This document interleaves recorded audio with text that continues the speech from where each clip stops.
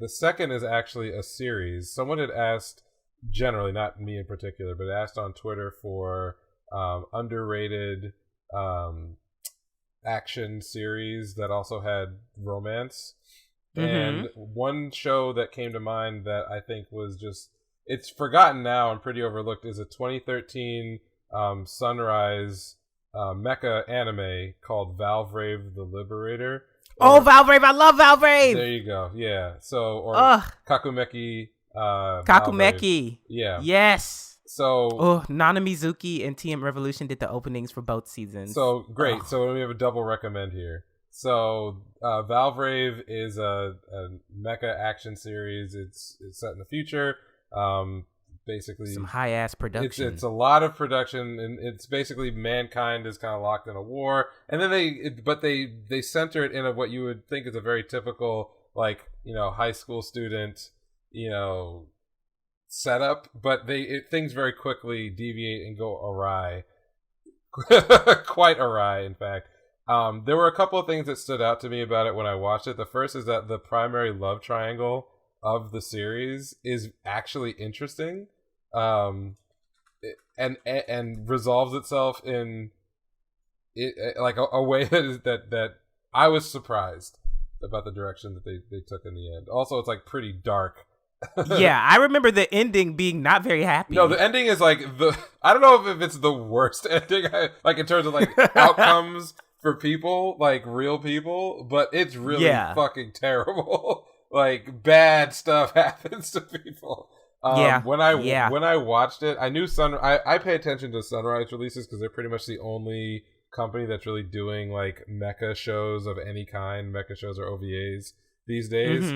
It's often described as like Valvrave is as taking a lot of the DNA from like the original Gundam series. One thing that's worth noting, if you're like, I don't know if I want to watch a random mecha anime, is that the writer behind Valvrave was also episode writer for Eureka 7, co-wrote and planned both seasons of Code Geass, or Geass, whatever. Was also wrote episodes for Guilty Crown, was responsible, and I think this is where a lot of the Gundam... Now, which episodes of Guilty Crown? Because that went off the fucking looper. Let's just hope... Well, I mean, we don't have to hope anything. It's a good series, so I'm going to assume that's from the first half of Guilty Crown. The first half, yes. The first half.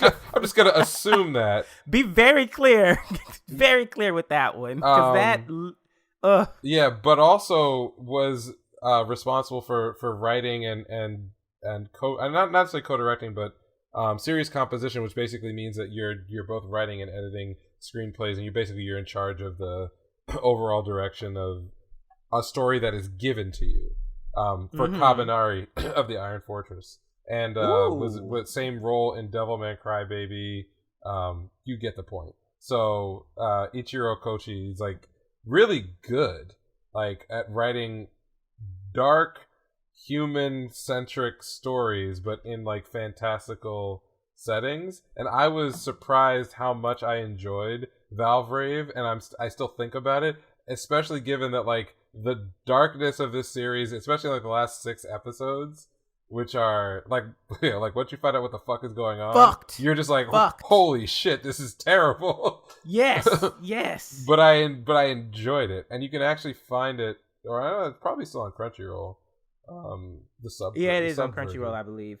Yeah, I think the sub version is still on Crunchyroll. But yeah, you can watch it anytime. It's 2 seasons. It's a 2-core, so it's 2 seasons, but it's only 24 episodes. So I really enjoyed that series. Now, I don't remember the music as much, but folks did mention it to me, and I know that I know you just talked about the conductor and composer. So that's my second recommendation for a series. I actually kind of want to go back and watch it. Problem is that I know how it ends. So I'm like, fuck. I don't remember anything from the ending, to be honest. I just remember it basically being like, okay, so I'm not gonna revisit this for a minute. Yeah, we can talk about that off show. It's bad. It's like it hurts my heart bad. Yeah. So do I want to rewatch that now? No, I got too much other stuff I need to watch. I ain't got time. I ain't got no time to do this shit. It's good though.